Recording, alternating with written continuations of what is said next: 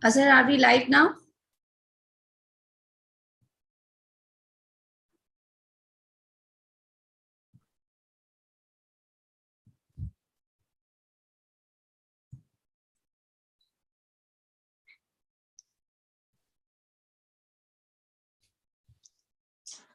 Azhar, if you're trying to say something, we can't hear you. Ma'am, we are live. We are live. Okay, perfect. Thank you. Thank you, Azhar. Hello, everybody. A very good evening. I'm Sarika Shah, and I'm a practicing special educator from Mumbai. Tonight, I'm equally excited, like most of the participants, to learn what I need to understand about psychiatric medications and the myth and facts that goes around it. The speaker tonight is none other than Dr. Avinash D'Souza. Dr. D'Souza is a consultant psychiatrist and founder trustee of D'Souza Foundation, Mumbai. D'Souza Foundation is a trust that works in the area of mental health awareness across all sectors. The trust was founded by Dr. D'Souza himself and his wife Jaya D'Souza in memory of his parents, late Professor Dr. Alan D'Souza and Professor Dr. Mrs. Dhanalakshmi D'Souza, who were both eminent psychiatrists in their lifetime. To know more about their work, you can follow their page on FB. On that note, I welcome Dr. Avinash D'Souza.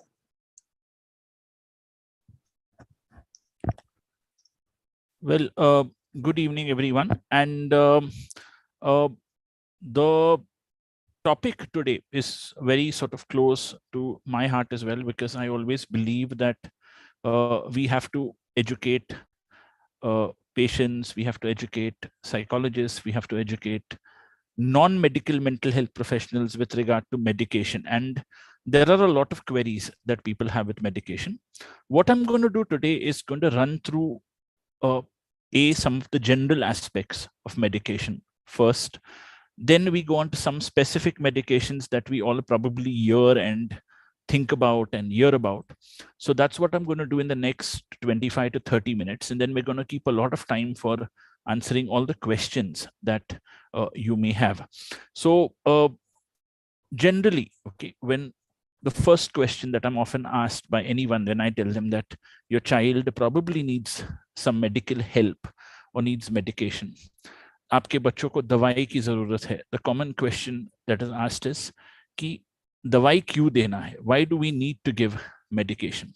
And the answer is that we need to give medication because most of the developmental disabilities, most of the problems that we see, these are brain-based conditions. ये सारी developmental disabilities दिमागी बीमारी भी है और मन की बीमारी भी है. There are psychological symptoms in them also, and they are also brain-based illnesses. What do we mean by this? There are chemicals in our brain. हमारे दिमाग में रसायन होते, अलग chemicals होते, and the chemical levels in our brain go up and down. ये chemicals की मात्रा ऊपर नीचे चले जाती है. So when they go up and down, you may feel low in mood, you may feel angry, you may feel aggressive, you may feel moody. So there may be various psychological symptoms based on these chemicals going up and down. In chemicals की मात्रा ऊपर नीचे जाने से मन पे फर्क होता है, मन विचलित हो जाता है, गुस्सा हो जाता है, चंचल हो जाता है, निराशा आ जाती है, बहुत सारी चीजें हो जाती है. What the medicine does is it brings the levels of these chemicals to a certain level of normalcy. जो दवाइयाँ है वो इन chemical levels को एक normal level पे लाती है, एक स्थिरता पे लाती है. What's also very important is that there are specific medications for specific conditions. There are specific medications for specific problems. There are specific medications for specific disorders. So the medications are all planned. The medications are all specific. It's not that we just prescribe without knowing. हम बिना जाने बिना समझे दवाई कभी नहीं देते हैं. स्पेसिफिक बीमारियों के लिए स्पेसिफिक दवाइयाँ है, स्पेसिफिक प्रॉब्लम्स के लिए स्पेसिफिक दवाइयाँ है, और ये सारी दवाइयाँ जो है रिसर्च की गई है. They've been tried, tested, they've been researched. Now, a key question which is asked is, do these medicines have side effects? क्या इन दवाइयों के साइड इफेक्ट्स होते हैं, because that's what concerns everyone of us. The answer is all medications have side effects. There's no doubt about it. I'm not going to deny that psychiatric medicines don't have side effects, but I will say all medicines, psychiatric or otherwise, have side effects. सारी दवाइयाँ, जितनी भी दवाइयाँ आप लो, चाहे बुखार के लिए लो, कोविड के लिए लो, मलेरिया के लिए लो, चाहे आप मानसिक तकलीफों के लिए लो, चाहे आप बिहेवियरल प्रॉब्लम्स के लिए लो, चाहे बच्चों में फिट्स के लिए लो, whatever medicines you take, anti-epileptics, otherwise, all have side effects. There are 4 or 5 common side effects that we see. One, sometimes the child may feel a little drowsy, may feel a little upset. Drowsy in the sense you may feel he's more sleepy. Sometimes it can happen that the sleep is less. So both these things can happen. नींद कम हो सकती है, नींद ज़्यादा हो सकती है. Now you may tell me, why does this happen? It's an individual response. ये हर इंसान का response अलग है, हर बच्चे का response अलग है. जैसे आप सभी जानते हैं, there is a cough syrup called Benadryl cough syrup. We all know that Benadryl cough syrup है, सालों से है, हमने बचपन में ली है. कुछ बच्चों को बेनेड्रिल लेने से नींद आ जाती है, कुछ लोगों को बेनेड्रिल लेने से नींद नहीं आती. Similarly we know there is a medicine called Avil which is taken for allergy. Allergy के लिए एविल नाम की दवाई है, उससे कुछ लोगों को जल्दी नींद आ जाती है, कुछ लोगों को नींद नहीं आती है. So it's an individual response of your brain. With these medicines, sometimes appetite can increase, sometimes appetite can decrease. इन दवाइयों से भूख बढ़ सकती है, भूख कम हो सकती है. And as a result of this, वजन कम हो सकता है, वजन बढ़ सकता है, weight gain can happen, weight loss can happen. And sometimes some of these medicines may cause little acidity. इन दवाइयों से थोड़ी acidity भी हो सकती है. So these are the 4 common side effects that we see with all medications and definitely with all psychiatric medications also. So it may vary from person to person, child to child, and whatever. Another very important question that I'm asked is, how long does my child have to take medication? कितने समय तक मेरे बच्चे को दवाई लेनी है? The answer here is medications are generally given for at least a 3 to 6 month period to start with. कम से कम 3 से 6 महीने तक दवाई लेनी है अगर बच्चे को सूट हो जाए. So once we start the medication, we see if the child is improving, if his symptoms are better, if he's showing an improvement. अगर बच्चा improvement दिखा रहा है, उसके symptoms उसमें परिवर्तन है, तो हम दवाई 3 से 6 महीने तक चालू रखते हैं. Then we look at reducing. फिर हम दवाइयों को कम करते हैं. And we see if the child can manage with less medication. It's also very important to understand that other therapies have to continue side by side. दूसरी therapy साथ साथ में चलनी जरूरी है. So you need to have occupational therapy, speech, remedial, whatever might be the other therapies a child is undergoing side by side. Medication is not the only cure alone. दवाइयों से अकेले बच्चा ठीक या नहीं होने वाला है. बाकी थेरेपीज का उसमें बहुत योगदान है. All the other therapies have to work together. Some children may need to take the medication for 1.5 to 2 years. कुछ बच्चों में 1-1.5 साल 2 साल तक दवाइयाँ चलती है. कुछ बच्चों में और अधिक समय तक दवाइयाँ चलती है. Then some children it may go on for a longer time. To take a very simple thing, a condition like epilepsy, जैसे epilepsy की बीमारी है, fit की तकलीफ है. Generally, once we start medication, we always say that the medicine continues for at least 5 to 6 years. Epilepsy की दवाई अगर चालू हो जाती है तो बच्चे में 5 से 6 साल तक ये दवाइयां चालू रहती हैं. अगर इन 5 सालों में बच्चे को फिट नहीं आई, in these 5 years if a child is fit free or has not got a fit, we may consider reducing. तो हम सोच सकते हैं कि दवाई कम करें. But this depends child to child, based on the epilepsy, based on the fits, based on the types of fits, what is the cause, multiple factors. ये दवाई कम करना, घटाना, फिट्स के प्रकार, आकार, अलग अलग रीजंस पे निर्भर है और वो आपके डॉक्टर डिसाइड करेंगे. This will be decided by the doctor.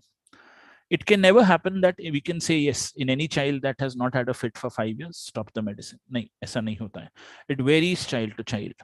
It's also very, very important to understand is that while you're stopping the medicine, sometimes it can happen that the fits come back. कभी कभी हम दवाइयाँ जब कम करने की कोशिश करते हैं तो फिट बच्चे को आ जाती है. And then we may have to restart medication. कभी कभी दवाइयाँ वापस चालू हो जाती. This is for epilepsy. जहां तक दूसरी तकलीफें हैं, जैसे आप हाइपर एक्टिविटी कह लो, गुस्सा आना, बिहेवियरल प्रॉब्लम्स कह लो, इन सब चीजों में दवाइयाँ 1.5-2-3 साल तक चलती है और फिर हम उसके बाद बच्चे में इंप्रूवमेंट, सुधार देख के दवाई कम करने की कोशिश करते हैं. Once the child improves, we look at a reduction in medication. This reduction can only be done if you have continued all other therapies religiously. अगर आपने बाकी सारे थेरेपीज, चाहे ओटी हो, चाहे रेमिडियल हो, चाहे बिहेवियर मॉडिफिकेशन हो, जो भी प्लान किया गया है, सब बराबर से अगर आपने की है, तो जरूर दवाइयाँ कम की जा सकती हैं. There are a large number of parents I know who assume that now the medicine will do everything. कई माँ बाप ऐसे हैं जो सोचते हैं कि दवाइयाँ चालू की है तो सब ठीक हो जाएगा. The medicines will not be a cure for all your problems. The medicines are always supportive. दवाइयाँ जो है वो सहायता देती है. दवाइयाँ जो है वो आपको सपोर्ट करती है. दवाइयाँ जो है बच्चे को थेरेपीज में भी और बच्चे का फोकस बढ़ाता है, कंसंट्रेशन बढ़ाता है, but the medicine alone is not going to be the cure. Coming to another question which I'm commonly asked, will my child get addicted to the medicines? कई बार मुझे पूछा जाता है क्या मेरे बच्चे इस दवाई की आदी हो जाएंगे? The answer here is no. None of the medications that we give in children are addictive. In 2022, we have brilliant psychiatric medications which are approved by the US FDA, European FDA for use in children. दवाइयाँ है जो US FDA ने approve की है research के द्वारा, European FDA ने approve की है रिसर्च के द्वारा, और ये बच्चों में और युवकों में ही खास दी जाती है. और ये कोई भी नशा या आदि होने वाले दवाइयाँ नहीं है. They don't cause any addictions. Yes, another issue that also comes in is a lot of parents say that दवाइयाँ एक बार शुरू हो जाती है तो लाइफ लॉन्ग चलेगी. Again, this is a myth. दवाइयाँ एक बार शुरू हो जाएगी तो जिंदगी भर नहीं चलेगी. इसको जरूर कम किया जा सकता है. मैंने कई बच्चे ऐसे देखे हैं कि मैंने 2, 3, 4, 5 साल बाद दवाइयाँ घटाई है, कम की है, बंद की है, और बच्चा ठीक रहा है. So it varies from child to child.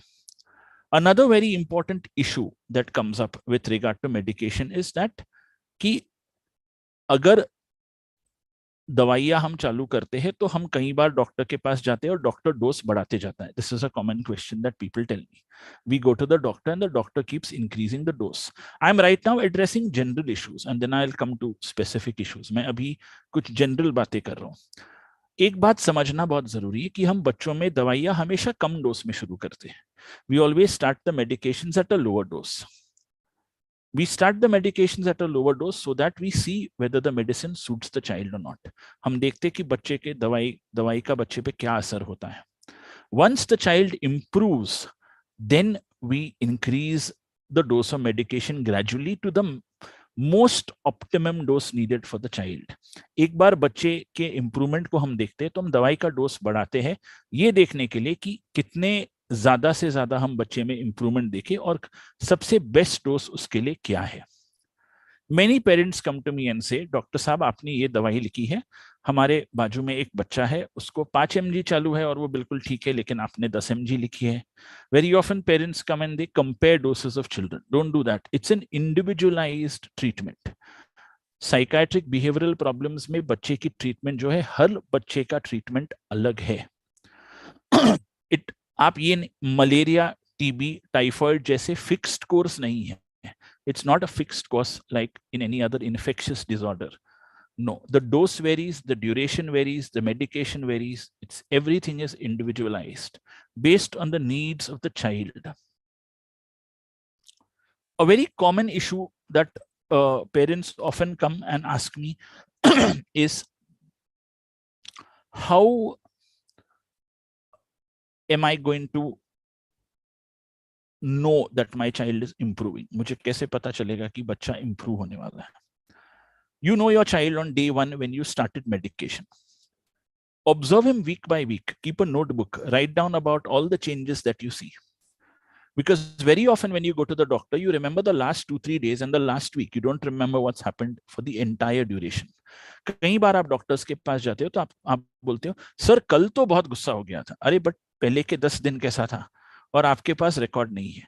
तो एक नोटबुक रखिए, दिन प्रतिदिन लिखते जाइए कि बच्चे में क्या सुधार, क्या घटाव आपको दिख रहा है.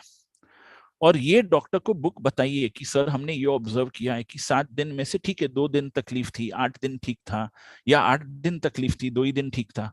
सो the doctor gets an idea on a day to day basis of the child is faring. Very often the child may have been fine for the entire 20 days, but just one day before going to the doctor, there may be an issue and you'll feel the child is not okay. कई बार ये होता है कि बच्चा 20 दिन ठीक रहा है, 21वें दिन पे प्रॉब्लम रही है, 22वें दिन पे आप डॉक्टर को मिल रहे हो और आपको लगता है बच्चा ठीक नहीं है. ये कई बार हो जाता है. सो रिकॉर्ड रखना बहुत जरूरी है. रिकॉर्ड में आप क्या देखना चाहोगे? What all will I monitor? Behaviour, उसका बर्ताव.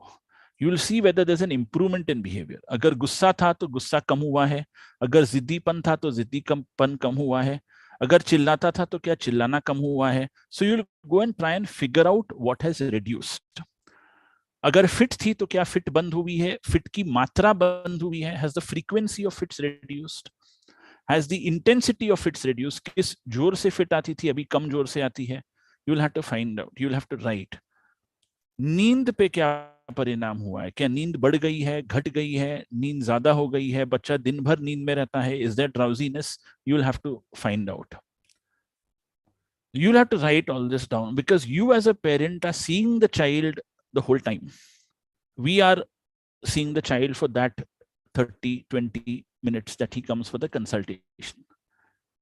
हम सिर्फ 20 मिनट के लिए बच्चे को देखते हैं, आप पूरा दिन बच्चे को देखते हैं, तो आप ही लिख सकोगे कि बच्चे में सुधार है या नहीं. एपेटाइट, क्या उसके खाने पीने में बढ़ोतरी हुई है, घटोतरी हुई. You will have to write down whether it's increase और decreased. Then you'll have to see whether socially the child is better. Is he mixing now with people? Is he talking to people? Is he more social? You'll have to note all these points down. And it's only when you note all these points down will you be able to tell the doctor. Otherwise, it's very difficult when the doctor asks you, आपका बच्चा कैसा है?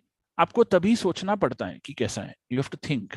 If you have it all written down, it's a lot easier. एक छोटी सी notebook में आपको लिखना है. You don't need to write any big diaries, but you can write down. It's also very important to understand that make a note of medications, make a note of doses of medications. कब dose बढ़ाई थी, कब कम हुई थी, ये भी date wise आपको याद रखना थोड़ा सा जरूरी है. It's also important for you to make a note of medicines that didn't suit your child. अगर आप डॉक्टर्स के पास गए और कोई दवाई बच्चे को सूट नहीं हुआ है, तो इसको नोट करके आपके डॉक्टर को बताइए कि सर हम ये साल में इन डॉक्टर को मिले थे, ये दवाई हमने दी थी, सूट नहीं हुआ था. So it's like a good point for me as a doctor to know that the child didn't respond well to this medicine. So these are the things which you'll have to sort of keep in mind.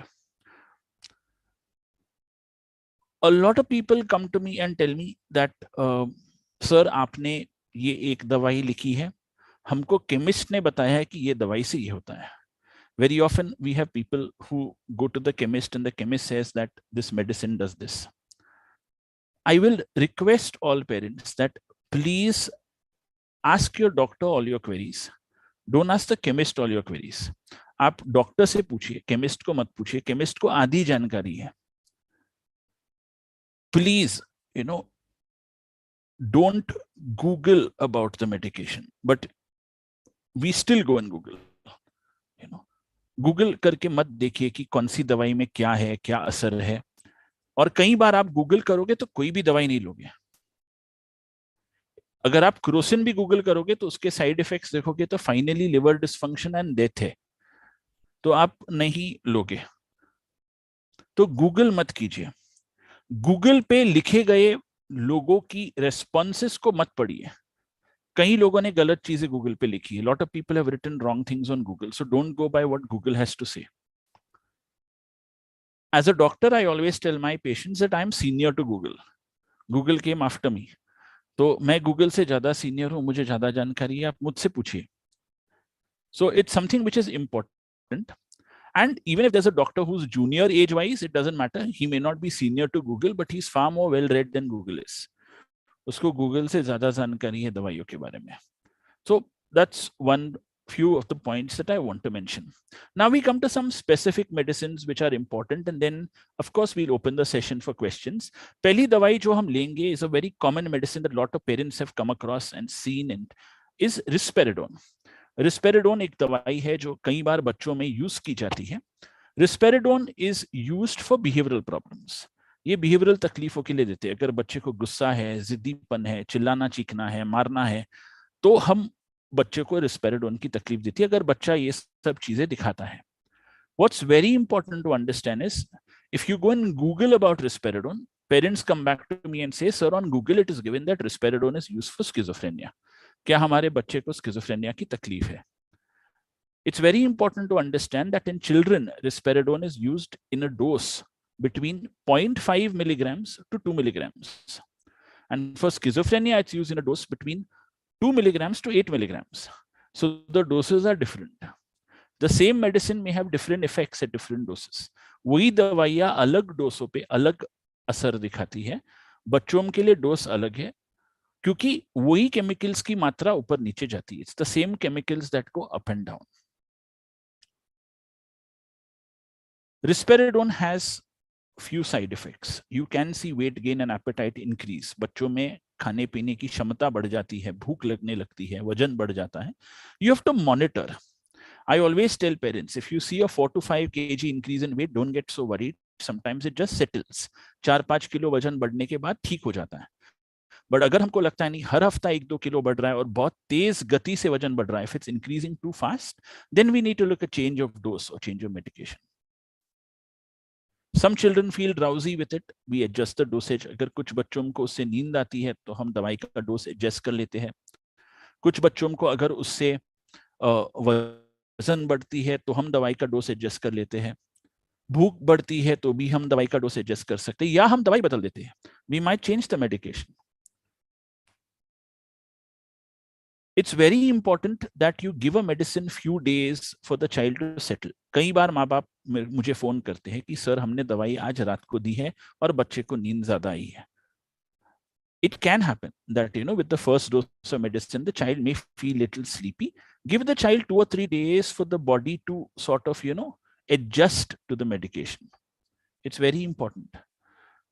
Any medicine takes at least a week for the child to settle and adjust. So these things do happen. If we feel if it's too much of drowsiness, of course, talk to your doctor. Another common issue, another common drug that is commonly used is the medications that we use for ADHD. हम ADHD की दवाइयों के बारे में थोड़ा बात करेंगे. For ADHD, we have medications like atomoxetine, which is available as Accepta, Atentrol. These are the names which are there. You have medications like methylphenidate, which are available as Inspiral, Concerta, Meth-OD. ये सारे नाम हैं. Now, it's very important that when we are giving medication for ADHD, the child is going to become less hyperactive.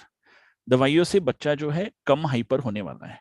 कई माँ बाप मेरे पास आते हैं कि ADHD की दवाई हमने शुरू की और बच्चा हमारा बहुत डल हो गया है. He's become very dull because you're used to seeing the hyperactivity and suddenly you're seeing him sitting. So you feel he's dull. He may be just normal for all you know. For the first time he's sitting, he's not become dull. All ADHD medications have some effect on appetite. Appetite may go down. Weight may go down. So in some children who are a little overweight, a little loss of weight is good. We don't mind it. But if the child is already thin, we do get worried. So then we have to give some tonics which will, increase appetite along with the ADHD medication, because controlling the ADHD is also important. All ADHD medication need to be continued for a period of 1.5 to 2 years if you're giving it to the child, or more, because the child needs it for that period. ADHD क्यों होता है? Why does ADHD happen? It happens because brain में dopamine नाम की chemical की मात्रा ऊपर नीचे हो जाती है और noradrenaline नाम की chemical ऊपर नीचे हो जाती है. And the medicines primarily work on these two chemicals. It's very funny, but the medications used for ADHD are called stimulants. So a lot of parents come and tell me, sir, आपने तो stimulant दिया है, वो already stimulated है, आप अभी और stimulant क्यों दे रहे हैं? And I always tell them that stimulant means it stimulates dopamine in the areas where dopamine is less. It doesn't mean that, we are stimulating the brain further in a child who's already hyperactive. So don't get worried. Stimulant word pakad ke mat baithiye aap. The medication is named that way for a scientific reason. So don't get affected by that either. There are another medicine called aripiprazole, which is used for behavioral problems. That is available in the name as Arip, Aspirito. I'm not here to support any companies. I'm just telling you the common brand names which are there. So you have Arip, you have Aspirito, you have Aripizole. These are the common names which are available. And one of the advantages of the medications which we use in children is they are available as melt tablets. Melt tablets यानी जबान पे रखती है घुल जाती है, melt हो जाती है. So the child who cannot swallow also can take these medicines. जो बच्चों को गिलने में प्रॉब्लम होती है दवाइयों को, and some of these are available as syrups also. कुछ दवाइयाँ syrup form में भी available है. So आपके डॉक्टर से प्लीज पूछिए कि सर मेरे बच्चे को टैबलेट खाने में तकलीफ होगी, तो आप ऐसी दवाई लिखिए जो हम थोड़ा सा पानी में घोल के दे सकते हैं, या हम ऐसे दवाई लिखिए जो सिरप फॉर्म में हो. All that is possible. So do inform your doctor. It's not that the tablet works better or the syrup works less. No, they all work equally well. The dose has to be proper. So aripiprazole is another medicine that we use, particularly in children where we find that risperidone is not working, not suitable. But again, aripiprazole can cause little weight gain. Again, aripiprazole can cause little drowsiness, with all, like we see with all medications. So the dose has to be adjusted and all those things have to be done. But give the medicine a week to adjust. Any medicine you start in a child, is like a bride adjusting to a new household. So you have to give the bride time to adjust. Similarly, give the medicine some time to adjust. Unless you feel there are side effects which are unmanageable. अगर आपको लगता है नहीं बहुत ज्यादा problems हो रहे, तो प्लीज डॉक्टर से संपर्क कीजिए. It's also very, very important that you speak to your doctor from time to time. Give your doctor an update regularly on WhatsApp. I always tell parents, please tell the doctor, could we have your assistant's number if you're very busy, or could we message you on WhatsApp and get a response? Because we feel secure by probably, talking to you. Different doctors function differently. I'm not here to comment on that, but yes, it's important that, you stay in touch with your doctor and give them a response. Coming to the anti-epileptic group of drugs, and the anti-epileptic group of drugs, which is very important. And when we look at the anti-epileptic group of drugs, what primarily happens is you normally see that most anti-epileptics can cause drowsiness as a side effect, and that initially does happen. Yes, you do have some side effects, which are caused, and these things will be there. Some anti-epileptics suit the child, some anti-epileptics don't suit the child. So you need to adjust the dose of anti-epileptics from time to time. A very important factor in child medication use is you start medication and the child's height grows, weight grows, and you may have to adjust the dose. कई बार हम दवाई चालू करते हैं लेकिन बच्चे का वजन बढ़ जाता है, हाइट बढ़ जाता है, उम्र के साथ साथ विकास होता है और दवाई की डोज बढ़ानी पड़ती है. And parents feel दवाई की डोज बढ़ गई है. It's a big worry. The dose is always based on body weight. Please remember, बच्चे का डोज है वो बॉडी वेट पे निर्भर है, उसका जो वजन है उस पे निर्भर है. मिलीग्राम पर किलोग्राम हम वजन उस हिसाब से डोज देते हैं. So the dose is always based on body weight. So don't let increase in dose worry you. Don't let things bother you. It's very, very important that you sort of, when it comes to medication, don't ask people who probably have half-baked knowledge. I have a lot of parents who come to me and say, लोग कह रहे हैं दवाई नहीं देना चाहिए. And I always tell them कि to remember the old Hindi film song, कुछ तो लोग कहेंगे, लोगों का काम है कहना, छोड़ो यहाँ वहां की बातें. Go with what your child needs. लोग क्या कहेंगे is a very important issue we face in India, but तो लोगों का कहना छोड़ दो. You go with what your child needs. It's very important. I'm not saying here every child needs medicine. हर बच्चे को दवाई की जरूरत नहीं है. But if your child needs medicine, he needs medicine. A very important issue with regard to the anti-epileptic dosage is that the reduction has to be very gradual. In all psychiatric medicines, the reduction has to be gradual. In all anti-epileptics, the reduction has to be gradual. कई बार माँ बाप बोलते हैं, sir दवाई खत्म हो गई थी, हमने 3 दिन 4 दिन नहीं दिया और फिर suddenly वापस problems हो गए. You cannot stop the medication overnight unless you are substituting. अगर हम एक दवाई से दूसरी दवाई बदल रहे तो हम वो ताबड़तोड़ कभी कभी कर सकते हैं, बट हम दवाई तुरंत अगर बंद करेंगे तो थोड़ा सा रिबाउंड इफेक्ट हमको दिखेगा. You will see some rebound effect and some symptoms coming back.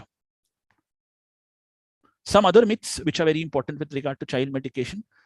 Children can't be given antidepressants. No, sometimes children have to be given antidepressants. कभी कभी बच्चों को डिप्रेशन की तकलीफ होती है, बच्चों को चिंता फिक्र की तकलीफ होती है, तो उन्हें भी ये दवाई दी जाती है और दवाइयाँ अप्रूव ही है बच्चों के यूज में. It's already been approved for the use in children, so don't get worried about it. कई बार लोग कहते हैं कि ये दवाई जो आपने चालू की है, मेरी एक मासी है, वो 20 साल से ले रही है, प्रॉब्लम है, ये है, वो है. And I always say your child's case is different and your masi's case is different. Don't go into the two cases and compare. Adult depression is very different from childhood depression, so don't compare the two. Another very important factor that comes into play is a lot of parents tell me, sir, with all these psychiatric medications and anti-epileptics, क्या हम बुखार की दवाई दे सकते हैं, क्या हम Crocin दे सकते हैं, क्या हम बाकी चीजें दे सकते हैं? And I always say yes, you can give all these medicines, they are very safe.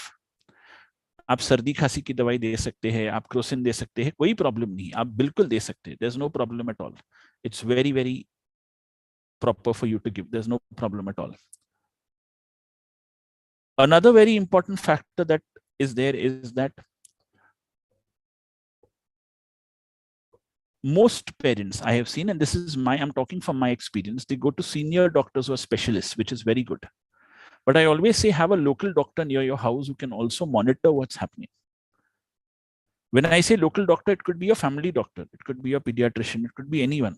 So while you may visit a doctor who's probably going to see you once in 2 months or 3 months or 4 months, you must have also a local doctor who monitors. So kahin, if there's any emergency, kuch bhi problem hua, to locally aap kisi ko dikhane ke liye bhi ja sakte hain. Now, obviously, you won't be able to rush in the night or rush in the evening to the specialist who may not be always available. These things can happen. And of course, you will visit your doctor whenever you visit. So that also is something which is, possible and available. A very important issue that comes up with medication also is that the school has said not to give medication, or the school has said ki, the medicines are not helping him. I request that the school counselor talks to the doctor. I request that the school counselor or the school principal talks to the doctor, and they do not impose their personal views. I would rather be very happy कि वो doctor से बात करे, विचार विमर्श करे, बच्चे को स्कूल में क्लास में क्या तकलीफ हो रही है वो बताए. कई बार मुझे माँ बाप कहते हैं सर दवाई हम चालू करते बच्चा क्लास में जाके सो जाता है. तो why is that happening? We need to find out. We need to adjust the dose. हमको दवाई की डोज एडजस्ट करनी है. स्कूल टीचर से उनकी राय सुनना बहुत जरूरी है. स्कूल प्रिंसिपल से उनकी राय सुनना बहुत जरूरी है. कई बार प्रिंसिपल से मैंने फोन पे बात की है, मैंने टीचर से बात की है, समझने की कोशिश की है कि क्या हो रहा है. और मैं मानता हूँ बच्चे को क्लास में नहीं सोना चाहिए, तो दवाई का डोज हम एडजस्ट करेंगे ताकि बच्चा क्लास में नहीं सोए. कई बार ऐसा भी होता है कि जब हम दवाई देते तो बच्चा कभी कभी 1-आधे घंटे के लिए क्लास में सो जाता है, बट अगर वो बाकी के 5 पीरियड बराबर अटेंड कर रहा है तो I look at it as being positive. I don't look at it as being negative. At least he's productive for 5 periods. Maybe 1 period he's a little drowsy. So we have to try and manage. The school has to also manage and understand. कभी कभी ये हो जाता है, fit की दवाइयों में कभी कभी ये हो जाता है. So these things happen. Very, very importantly, don't visit 10 doctors. You will get 10 opinions. Have faith in your doctor. You can visit any doctor you like, but have faith in your doctor. People come and ask me, so should we visit a neurologist, a psychiatrist, a pediatrician? Visit whoever you have faith in. I always say this. I have nothing against neurologists. I have nothing against pediatricians. I'm a psychiatrist. I love all psychiatrists. But the thing is, it doesn't really, I don't say, as long as your child improves, आपके बच्चे में सुधार देखना बहुत जरूरी है. आपके बच्चे में अगर सुधार नहीं दिख रहा है, तो आपको सोचना है, या तो दवाई बदलनी है, और दवाई बदलने पे भी सुधार नहीं दिख रहा है तो शायद आपको डॉक्टर बदलनी पड़ेगी. तो you will have to figure out. So you need to find out. What I'm going to do now is I'm going to take up a few questions from the chat. They've come to me in a direct message, and we'll also, the others can type directly to me whatever their questions are, or to Sarika. Someone has asked me that my son is on risperidone from 6 years, started at 0.25 mg, now at 3 mg at the age of 15. How can we increase maximum before changing medication?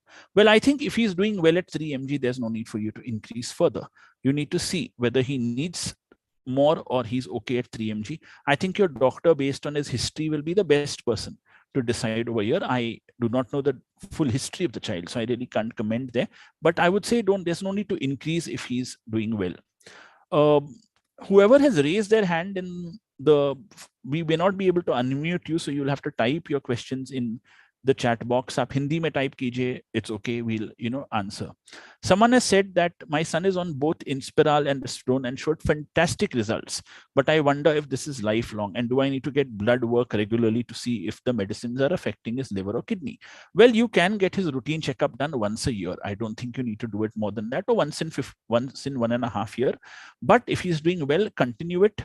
If he's really progressed and improved, maybe you could talk to your doctor and then see what has to be done. You're meeting your doctor every 6 months. Continue to do that. Someone has asked me, Ritalin for ADHD, what's the long-term effects? Methylphenidate, जो दवाई है, अगर हम ADHD के लिए देते हैं, उसके long-term effects क्या है? The long-term effects primarily are that sometimes you need to have appetite can sort of go down. Sometimes it can happen that there may be certain issues with regard to growth, but that again has to be monitored. There's not hard and fast that happens.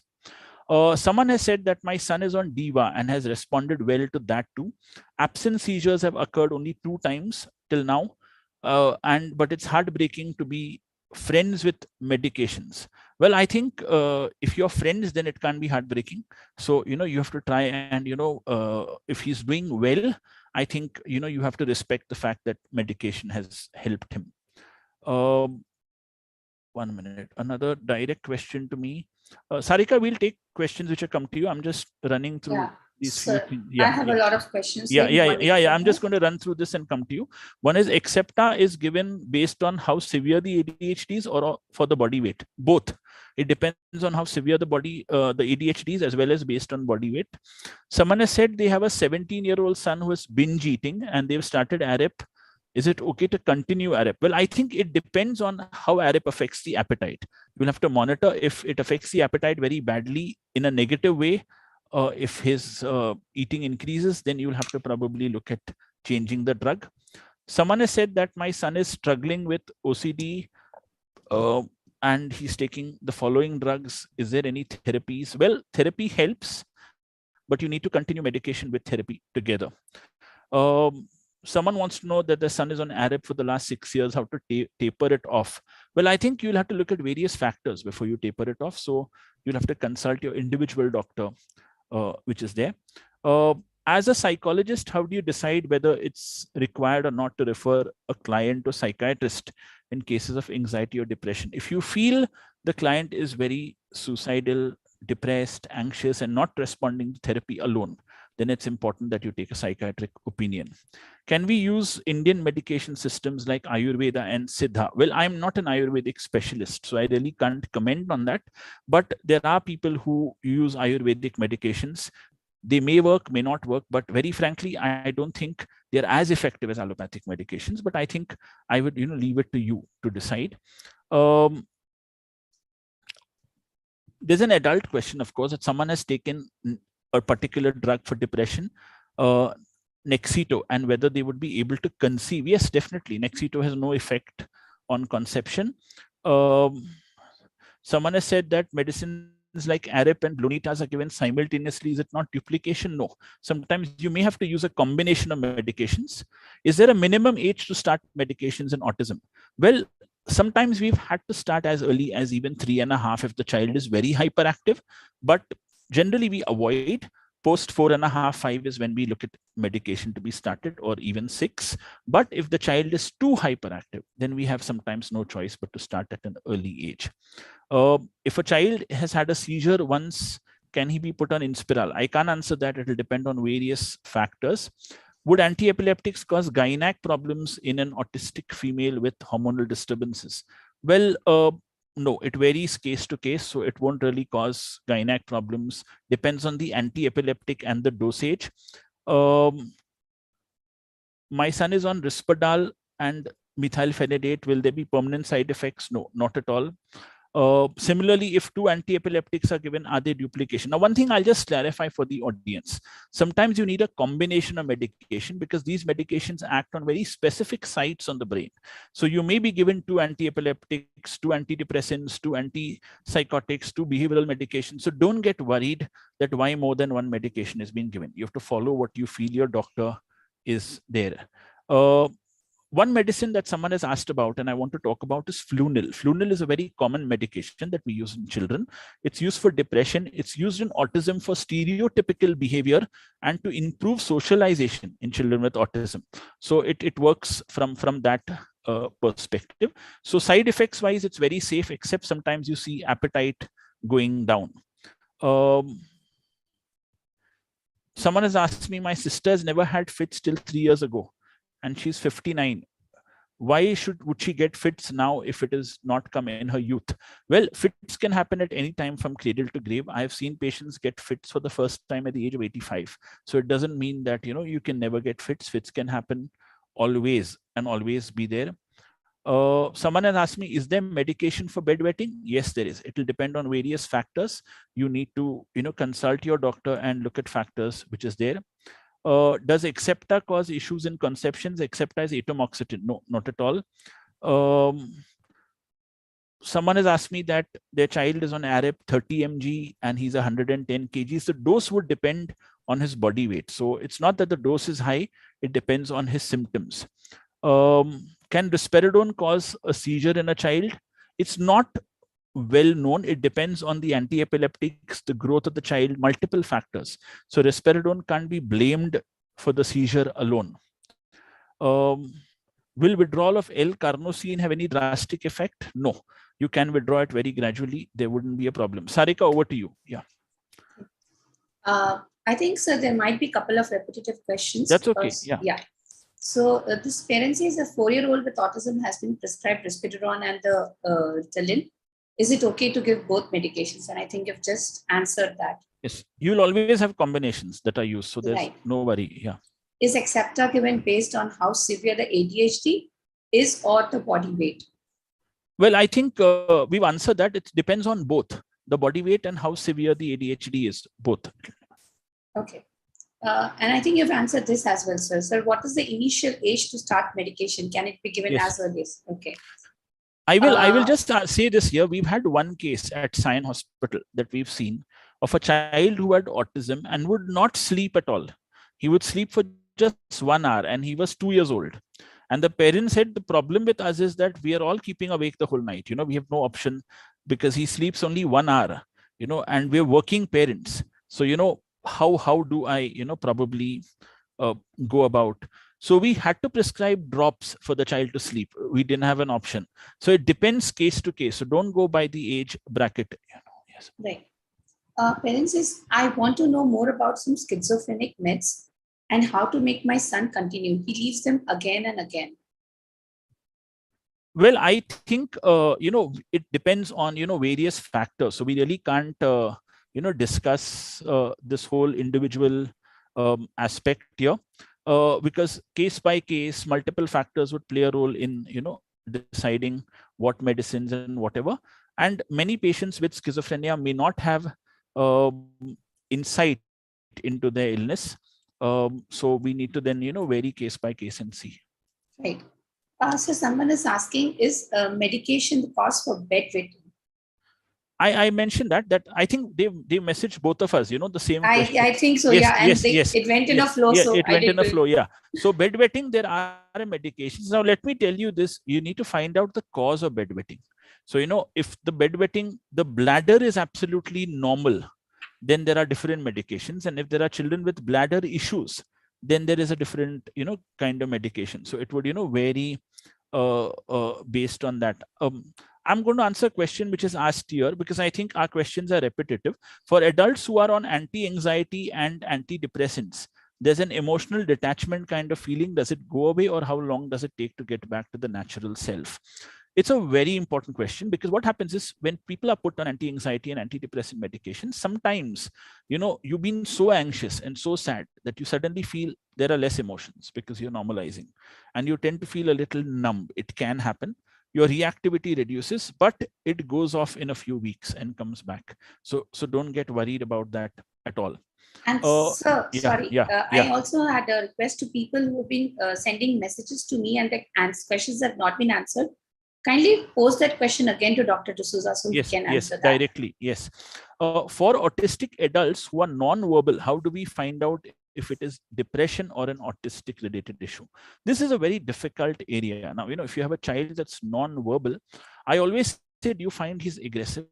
Do you find a change in his behavior? Do you find he's getting more emotional? Do you find he's getting more cranky? Sometimes these could be signs of depression, but we would never really know if he's, non-verbal. The method there sometimes we try out is what we call a pharmacological challenge. We start the child on a mild dose of antidepressant, and if he improves, it gives us an idea that there's probably a depressive component. So we start the child on drug like Flunil. Now, Flunil is an antidepressant, but it also helps socializing and stereotypies in autism. So it's very safe. So it works both ways. So you do see an improvement, and then you can automatically find that there is some improvement in those areas. Can psychotic episodes be triggered by a seizure? Sometimes, in some cases. Can you enlighten on increase of tolerance for medications?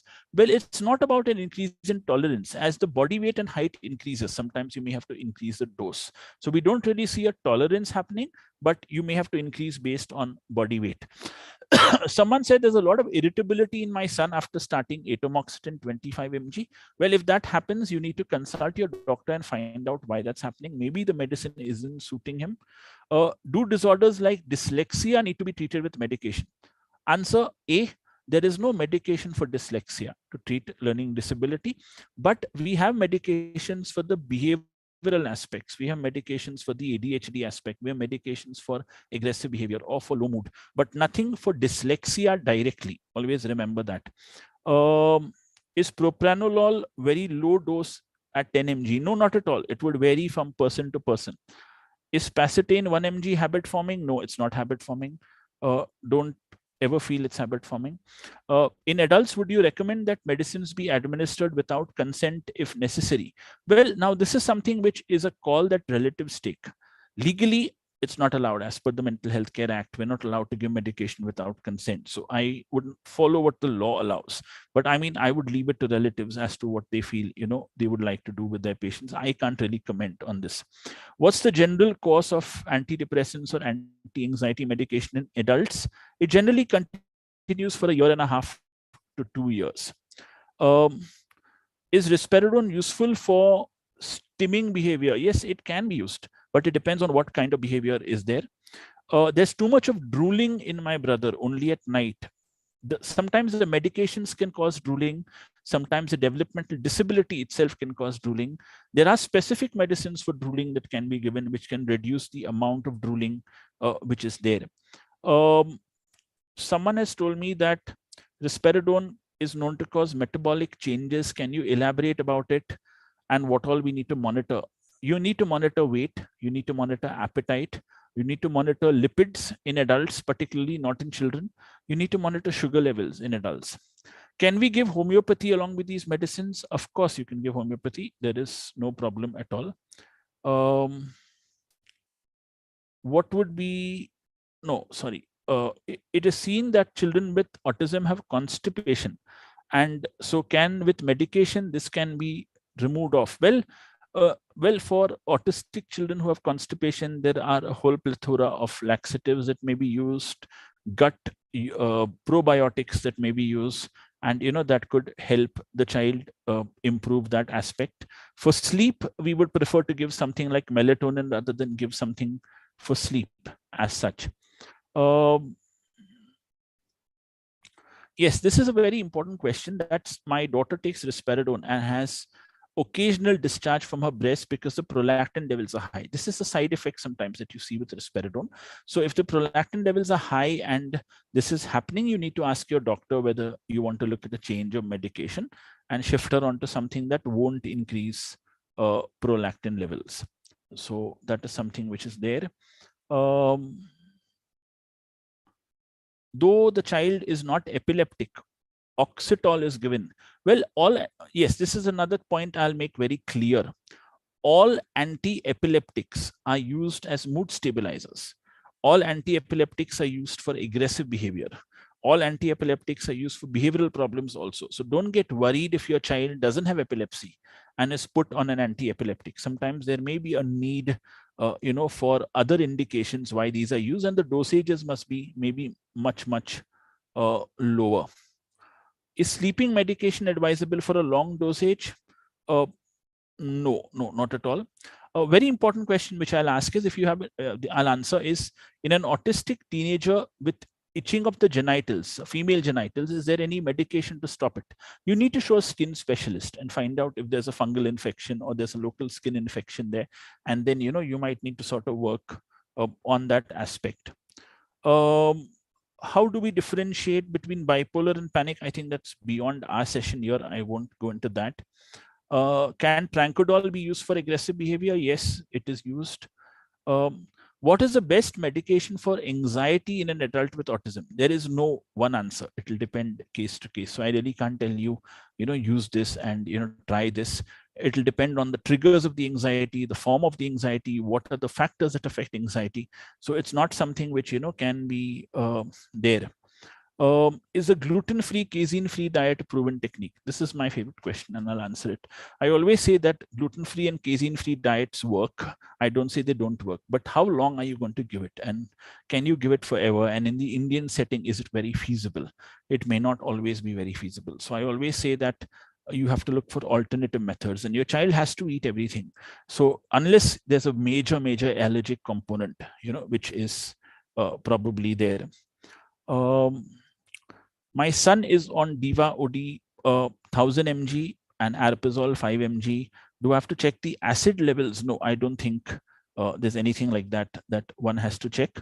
How often does one have to do an EEG on a child on anti-epileptics to monitor silent seizures? Well, I think you do an EEG at least once in 3 months. It's important for you to, monitor that. How does one distinguish between silent seizures and autistic regression? The only way to do this is on a video EEG, because if the child is showing behavioral aspects and behavioral deterioration, and the video EEG shows a massive seizure-like activity, then it is silent seizures versus autistic regression. Someone has written that they've been given Zolpidem for sleep, and should it be withdrawn? It has to be withdrawn gradually. If it has to be, it can't be done totally. Someone has said that they have a child who is 23 years old on anti-epileptic medication since the age of 1.5 years. Till date, any medication reduction causes epileptic attacks. With passing time, he's become more angry and at the same time takes pleasure in irritating people around. Is this related to his prolonged medication? No, it's related more to his epilepsy, the effect of epilepsy on his brain, and the fact that people who are epileptic can develop personality changes over a period of time with aggressive behavior.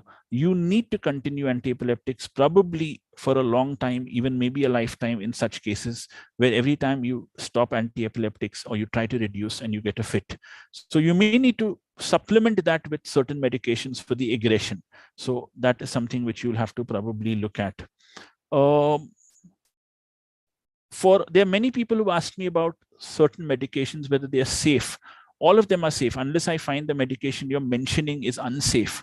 I'm not going to, probably answer that, because we'd otherwise waste a lot of time. My son is under the autism spectrum, and he loves to play with liquids that we use in the bathroom and medicine, and even with his potty. And the therapist says he has less cognition and he's nonverbal. Will the medicine help him? Well, we may not have medication to, reduce his playing with his potty or probably playing with liquids in the bathroom. We may not really have, we'll have to work behaviorally on that. But yes, if he's aggressive and hyperactive, definitely medication is something that can be looked at. But before that, I would say a good round of other therapies, before you look at medication directly. Is medication necessary for autistic individuals with stereotypical behaviors that aren't harmful? Well, if they aren't harmful and they aren't disrupting his day-to-day functioning and his quality of life, I wouldn't want to medicate. It's only if we feel that the stereotypies are coming in the way of academics, in the way of social interactions, in the way of behavior socially, then I would, probably look at, sort of medicating. My autistic daughter drinks a lot of water. If we don't control around 25 liters of water, she'll gulp down. We'd explained this to the psychiatrist, but so far we could not see success. Her excessive drinking has been there since she was about 5 years. Well, always remember, if someone is excessively thirsty and drinking so much of water, it could be a condition which is endocrinal in nature, and it can happen because of a hormone called ADH in your body, which is inappropriate. You need to consult an endocrinologist and probably, try and find out if there is what we call a syndrome of inappropriate ADH secretion. That's one of the few medical syndromes where someone will drink 25 to 30 liters of water. So you need to try and find out if, that is there. Drooling, I think I've already answered.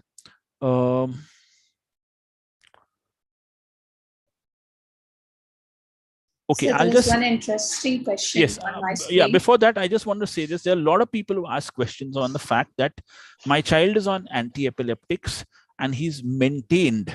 Should we, reduce? Well, that will depend on your doctor, and it will depend on how many years he's been free of seizures and multiple other factors. So I really can't comment, on that right away. It will be wrong for me to comment. Yes, please go ahead, Sarika. So the participant is asking, how can we make schools and workplaces more aware about these issues and medications? Well, I think teachers need to be made aware, special educators need to be made aware, parents need to be made aware. I've always believed that neuroscience and medications are something that parents have to be educated about. And the more educated you all are, the more empowered you will be. And it will help us as doctors better in our follow-up consultations, because you'll be able to tell us what's wrong and what's not. So I believe educating parents and children is very, very important.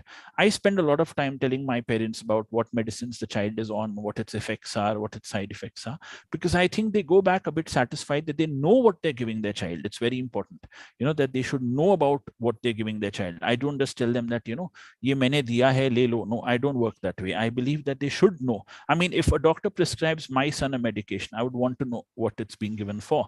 So I totally empathize with the fact that, you would want to know what your child is on.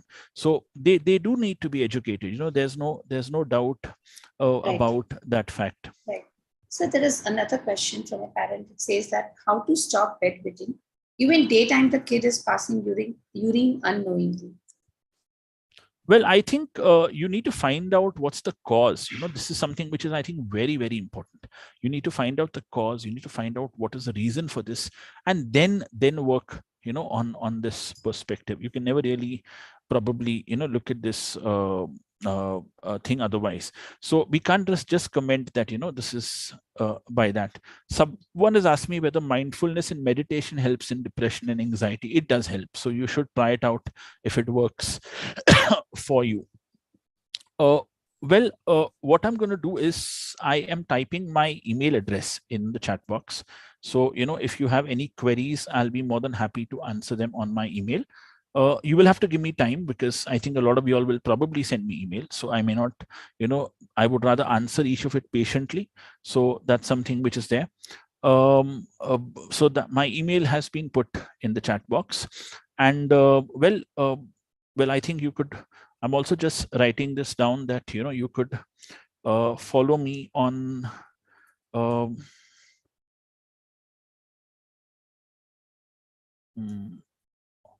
so I have put my Instagram handle where you could follow me. And, if you have anything that you want to know, I mean, about programs that we'll probably hold in the future, that's also there on the Instagram handle.